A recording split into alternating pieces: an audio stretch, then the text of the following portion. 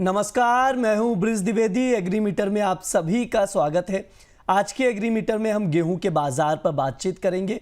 गेहूं पर विस्तार से बातचीत करने के लिए हमारे साथ जुड़ रहे हैं एग्रोकॉप इंटरनेशनल के head of research Indrajit Paul ji. Indrajit sir, नमस्कार, स्वागत है आपका द बोनस में। नमस्कार ब्रिज जी, धन्यवाद मुझे एग्रीमीटर शो पे आमंत्रित करने के लिए। सर, आज के शो में हम लोग गेहूं पर विस्तार से बातचीत करेंगे। सबसे पहले जो सरकार का फैसला आया उससे शुरुआत करेंगे कि सरकार ने गेहूं का एक्सपोर्ट खोला है। क्या ये सही समय पर फैसला लिया गया है? सबसे पहले ये समझना चाहेंगे आपके साथ, या इस साल की फसल का आकलन लेने के बाद फैसला लेना चाहिए था, या फिर पहले फैसला होना चाहिए था? सर, क्या राय है सरकार के फैसले को लेकर, कैसे देखते हैं आप? देखिए, अगर स्टॉक पोजीशन के हिसाब से देखा जाए तो ये डिसीजन जस्टिफाइड लग रहा है अभी, क्योंकि अगर प्राइवेट स्टॉक्स जो है इस साल लगभग 75 लाख टन के आसपास, गवर्नमेंट के आसपास जो आंकड़े आए हुए हैं 75 लाख टन के बता रहे हैं, जो कि पिछले साल से 32 लाख टन के आसपास ज़्यादा है। क्योंकि पिछले साल लगभग 43 लाख टन का स्टॉक था। और सेंट्रल पूल यानी कि जो एफसीआई का एंड स्टॉक जो 1 अप्रैल तक रहने का अनुमान है वो लगभग 182 लाख टन का है, जो कि पिछले साल से लगभग 64 लाख टन ज्यादा है। और अगर हम एक्रेजेस भी देखें तो लगभग 2% अपसाइड है पिछले साल के हिसाब से, जो कि 334 लाख हेक्टर्स के आसपास बुआई हो चुकी है।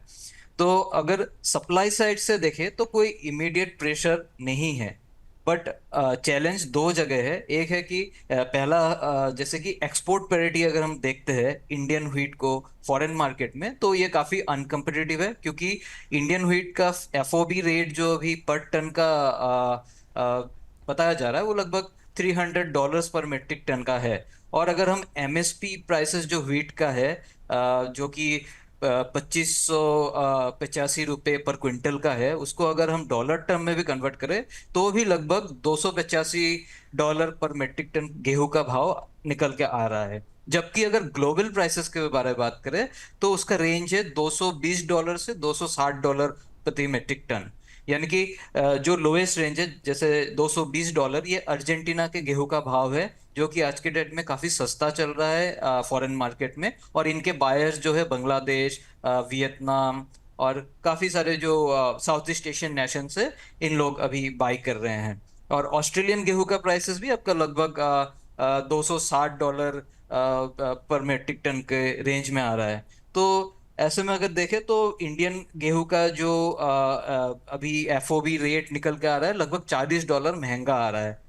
और इसी बीच अगर हम एक्सपोर्ट्स ओपन कर भी देते हैं 25 लाख टन की, जैसे गवर्नमेंट ने अभी ओपन किया है, तो हम कहाँ सेल आउट करेंगे वो हमें देखना पड़ेगा, क्योंकि हम पैरिटी में नहीं है। और दूसरा पॉइंट मेरा ये है कि वेदर रिस्क, जैसे कि हम अगर मेजर जो प्रोड्यूसिंग व्हीट प्रोड्यूसिंग स्टेट्स है, जैसे उत्तर प्रदेश, मध्य प्रदेश, राजस्थान, पंजाब, हरियाणा में देखें तो सब में अभी जो टेम्परेचर्स है, जो कि एवरेज टेम्परेचर लगभग 2 से 4 डिग्री के आसपास ज्यादा चल रहा है।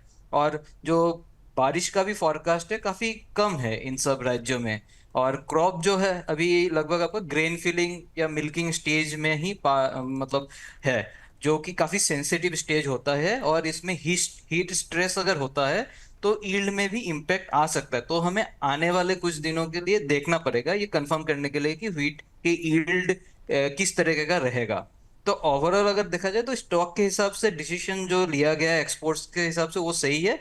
लेकिन अगर हम एक्सपोर्ट एग्जीक्यूशन के में बात करें कि जी। 25 लाख टन हम कर पाएंगे कि नहीं, तो वो ग्लोबल प्राइस और वेदर पर ही डिपेंड करेगा आगे चल के। सर, एक चीज़ और समझाइए, क्या सरकार के इस फैसले से गेहूं की कीमतों में तेजी आ सकती है, और अगर तेजी आएगी भी तो कितनी? हाँ, अगर इस तेजी के बारे में बात करें तो सिर्फ एक्सपोर्ट के खुलने से ये मतलब तेजी आना मुश्किल ही लग रहा है। इसके लिए और भी फैक्टर्स हमें देखना पड़ेगा, क्योंकि हमने जैसे जैन जैन में ही देखा था कि 5 लाख टन जो गेहूं के प्रोडक्ट्स का एक्सपोर्ट्स खुला गया था, उसके बाद भी मार्केट में ज़्यादा कुछ उछाल आई नहीं थी। और अभी 25 लाख टन भी गेहूं का एक्सपोर्ट्स हमने अनाउंस किया हुआ है। तो हमें ये देखना पड़ेगा कि तेजी आने के लिए वेदर किस तरीके का मूवमेंट करता है, वो देखना पड़ेगा, क्योंकि अगले 10 से 15 दिन का जो वेदर है ये काफी सेंसिटिव रहेगा क्रॉप के लिए। अगर जो टेम्परेचर 2 से 4 डिग्री बढ़ के बढ़ा हुआ है यही कंटिन्यू होता है, तो ईल्ड में कहीं ना कहीं इम्पैक्ट हम देख सकते हैं। और ईल्ड में अगर इम्पैक्ट आए तो जैसे हम कुछ कुछ महीने पहले एक आध महीने पहले हम जो रिकॉर्ड प्रोडक्शन के बारे में बात कर रहे थे कि शायद से गेहूं का प्रोडक्शन 120 लाख टन भी क्रॉस कर जाए, उसमें थोड़ा सा एक पॉज लग सकता है कि आइदर अभी डिपेंड करेगा कि किस तरह का हीट स्ट्रेस होता है और कितना यील्ड ड्रॉप होता है उस लेवल से। तो अगर ऐसा होता है, कुछ यील्ड में ज्यादा कुछ इम्पैक्ट होता है, तो प्राइसेस अभी का जो लेवल है दिल्ली गेहूं का, जैसे 2726 रुपये पर क्विंटल, ये कहीं ना कहीं 2900 रुपये या 3000 तक भी जा सकती है अगर वेदर इम्पैक्ट कुछ ज्यादा इफेक्ट होता है तो ईल्ड पे। सर एक चीज़ बताइए, जैसे मार्च अंत से मंडियों में नई फसल का गेहूं आना शुरू हो जाता है, क्या तब तक खुले बाजार में भाव ऊपरी स्तर पर बना रहेगा या भाव टूट सकता है? अगर हम सीजनली देखें, सीजनलिटी के बेसिस पे, तो इस टाइम में भाव टूटता है। बट अगर इस साल का पैटर्न देखें तो एक तो स्टॉक्स काफी कंफर्टेबल लेवल पे है, जिस वजह से कोई पैनिक बाइंग का सिनेरियो रहेगा नहीं, जो कि इंडिकेट करता है कि प्राइसेस सीजनलिटी को ही फॉलो करेगा और प्राइसेस में और करेक्शन आ सकता है।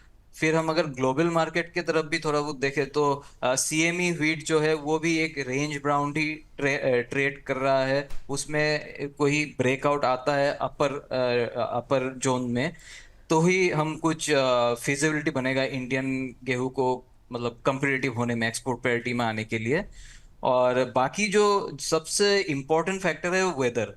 अगर वेदर यही जो अबव नॉर्मल टेम्परेचर्स का ट्रेंड जारी रहता है, तो फिर तो प्राइसेस अपसाइड आने से मतलब कोई रोक नहीं सकता।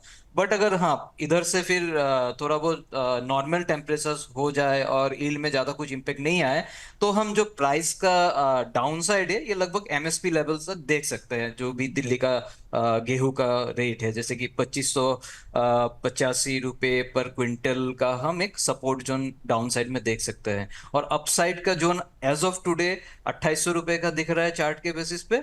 बट अगर कोई वेदर इम्पेक्ट आया, कुछ आया, तो ये 2900 से 3000 तक भी जा सकता है। ठीक है, ये प्राइस आउटलुक है जो सर की ओर से दिया जा रहा है। सर ऐसे में एक सवाल बनता है कि किसानों और कारोबारियों को क्या सलाह देंगे आप, जिनके पास ऑलरेडी गेहूं का स्टॉक है, वो क्या करें, निकाल दें या होल्ड रखें? हालांकि अभी का जो टाइम है, लगभग स्टॉक्स तो काफी कम ही होंगे व्यापारियों के पास या किसानों के पास। अगर अब भी कुछ स्टॉक्स बचा हुआ है तो इसी रेंज में आप निकाल सकते हैं, क्योंकि आने वाला क्रॉप इम्पेक्टेड तो होंगे, बट कितना इम्पेक्ट होगा वो तो फिर नेक्स्ट 10 to 15 डेज के वेदर में ही पता चलेगा। और बाकी एक्रेजेस के हिसाब से तो 2% अपसाइड है, तो 2% अगर यील्ड भी टूटता है तो फिर एटलीस्ट प्रोडक्शन पिछले साल जैसा रह सकता है। वो एक बियरिश पॉइंट रहेगा। बुलिश पॉइंट होने के लिए यील्ड को कहीं ना कहीं 5 से 7 8 10% तक डाउन साइड आना पड़ेगा, तभी प्राइसेस ज्यादा शूट अप होंगे। बट मेरी सलाह यही रहेगी कि अभी का जो रेट है इसी में आप लिक्विडेट कर दीजिए पुराने गेहूं को, और फिर नए सीजन में फिर आप स्टॉक करना शुरू कर सकते हैं।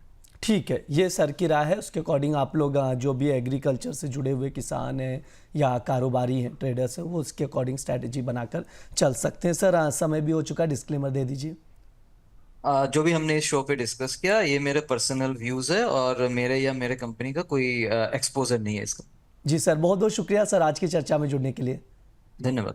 ये हमारा एग्रीमीटर शो है। इस दौरान तमाम एग्री कमोडिटीज़ पर बातचीत की जाती है। इस बार हमने गेहूं पर चर्चा की है। सरकार ने जो बाजार खोलने का फैसला लिया है उस पर राय ली गई और प्राइस आउटलुक को समझा गया है। फिलहाल के लिए इस शो में इतना ही रहेगा। आप लोग बने रहिए द बोनस के साथ।